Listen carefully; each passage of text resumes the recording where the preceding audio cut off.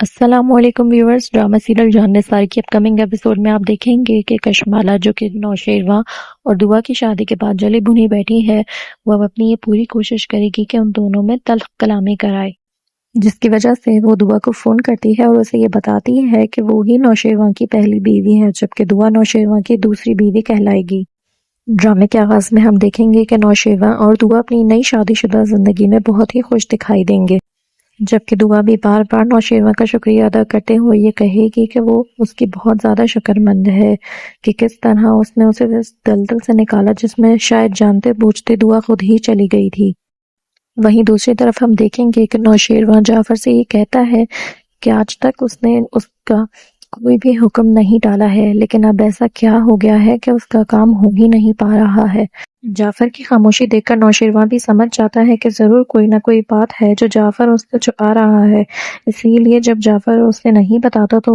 نوشیروان اس سے غصے میں پوچھتا ہے کہ کون ہے جو اسے روک رہا ہے نوشیروان کے کام کرنے سے، جس پر جعفر اسے کہتا ہے کہ اسے کشمالہ بی بی نے کہا تھا۔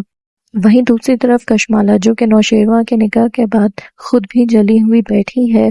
دعا کو کال ملاتی ہے اور اس سے یہ کہتی ہے کہ وہ وہی ہے نا جس نے نوشیروان کا اس دن فون پک کیا تھا، جس پر دعا معصومیت کے انداز میں کہتی ہے کہ جی لیکن آپ کون ہیں، اور وہ نوشیروان کو کیسے جانتی ہے، جس پر کشمالہ اسے بتاتی ہے کہ وہ اس کے نوشیروان کی بیوی ہے، بلکہ بیوی نہیں پہلی بیوی ہے، جس کے بعد دعا کے پیروں سے تو زمین ہی نکل جاتی ہے اور وہ حیرت زدہ رہ جاتی ہے۔ صرف یہی نہیں بلکہ کشمالہ دعا سے یہ بھی کہے گی کہ نوشیروان اور دعا کے نکاح میں نوشیروان کے بابا سائیں اور اماں سائیں شامل نہیں ہوئے تھے، نہ ہی خاندان کا کوئی فرد تھا، جس سے یہ صاف ظاہر ہوتا ہے کہ اس نکاح میں اس کے گھر والوں کی مرضی شامل نہیں تھی، اور چونکہ اس نکاح میں کوئی شامل نہیں تھا اس کا مطلب یہی ہے کہ کسی کی مرضی نہیں تھی اور کوئی بھی دعا کو ایکسیپٹ نہیں کرے گا، کیونکہ یہ خاندانی لوگوں کے طور طریقے نہیں ہیں۔ نوشیروان کی پہلی بیوی سے یہ ساری باتیں سن کر اور یہ جان کر کہ اس کی پہلے بھی ایک بیوی ہے، دعا کو یہ لگے گا کہ جیسے نوشیروان نے اسے دھوکہ دیا ہے اور دھوکے میں ہی رکھ رہا ہے اب تک، جس کے بعد اسے سمجھ نہیں آئے گا کہ وہ کیا کرے، اس کے پیروں سے تو جیسے زمین ہی نکل گئی اور سر سے آسمان ہٹ گیا ہو۔ وہیں دوسری طرف ہم دیکھیں گے کہ نوشیروان جس کو جعفر سے کشمالہ کی ساری سچائی پتہ چلی ہے، وہ شدید غصے کے عالم میں اپنے گھر جاتا ہے، اپنی اماں سائیں کو سلام کر کے سیدھا کشمالہ کی طرف جاتا ہے تاکہ اس سے یہ پوچھ سکے کہ وہ ہوتی کون ہے اس کے معاملات میں عمل دخل کرنے والی، اور اس کی ہمت کیسے ہوئی یہ سب کرنے کی۔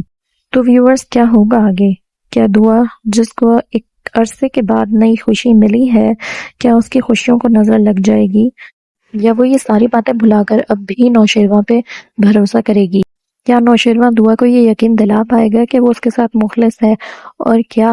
کشمالہ اسی طرح سے ان دونوں کے درمیان دوریاں بناتی رہے گی؟ جاننے کے لیے دیکھتے رہیے جان نثار۔